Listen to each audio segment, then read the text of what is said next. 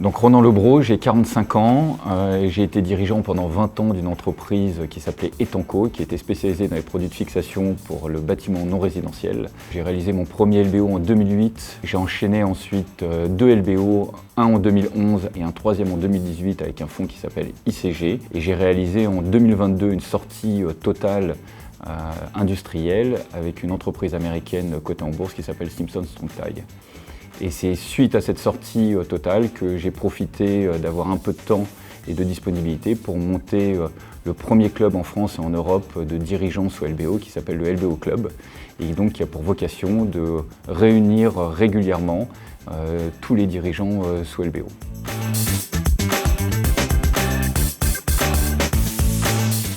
Je n'ai jamais été formé au LBO, j'ai acheté un bouquin à la Fnac. C'est après avoir lu ce livre que j'ai décidé d'aller faire mon premier LBO.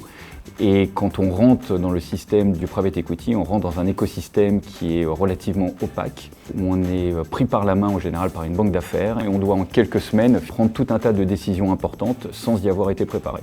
Et c'est à ce moment-là que j'ai compris que la courbe d'apprentissage du CEO sous LBO était relativement longue et que le seul moyen de la raccourcir, c'était de créer un club où les CEO et les dirigeants d'entreprises sous LBO pouvaient se rencontrer, échanger et surtout partager sur les bonnes pratiques du marché parce que je reste convaincu que c'est une classe d'actifs et un système de financement qui est absolument fantastique.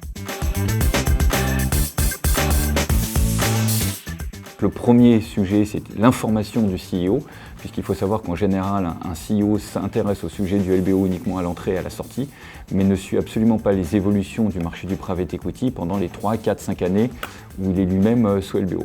Par exemple, en 2023, on a adressé des sujets tels que l'impact de la jurisprudence de 2021 sur les management packages, les rétrocessions de valeur. On a également abordé le problème du M&A en 2023 et l'impact sur les valorisations des deals, puisqu'on a découvert qu'il y avait des indices qui suivaient les valorisations des multiples d'EBITDA. Ce sont des sujets qui aujourd'hui étaient adressés uniquement par les fonds et par l'écosystème private equity, mais qui n'étaient absolument pas abordés par les managers, et on vient combler ce manque. On a décidé de créer notre propre ranking de l'écosystème du private equity vu par les patrons et les managers sous LBO. Donc l'idée, c'est d'avoir un retour qualitatif et subjectif de l'expérience vécue par les CEO dans tout l'écosystème et avec tous les intervenants. Et on a aussi décidé de créer un benchmark des meilleures pratiques du marché pour être mieux informé au moment des négociations à l'entrée ou à la sortie d'un LBO. On est assez homogène puisqu'on a un tiers de nos membres en small cap, un tiers en mid et un tiers en large cap.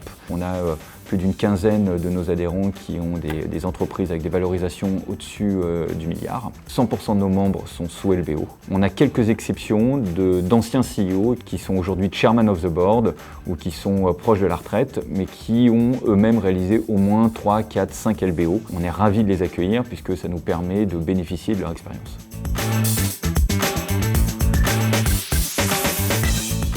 Avoir un BP qui soit réaliste, mais avec des soupapes, parce que le marché n'est jamais lisse, il y a toujours des imprévus. Être honnête avec son fonds et avec ses managers qui nous accompagnent, c'est-à-dire expliquer que c'est également du capital risque dès le début de la transaction et dès le début du deal pour que les sujets de capex ou de build-up ne deviennent pas des sujets de tension. Le meilleur moyen d'avoir un deal qui se passe bien sur le long terme, c'est d'avoir une équipe de management évidemment très fortement motivé, très fortement impliqué à travers l'actionnariat et préparer en amont quels sont les objectifs de l'entreprise. Il faut être relativement bien entouré et il faut avoir préparé son deal en amont. Et les deux thèmes qui sont souvent sous-estimés par le dirigeant, c'est vraiment la gouvernance et la fiscalité. La fiscalité, c'est un très gros sujet.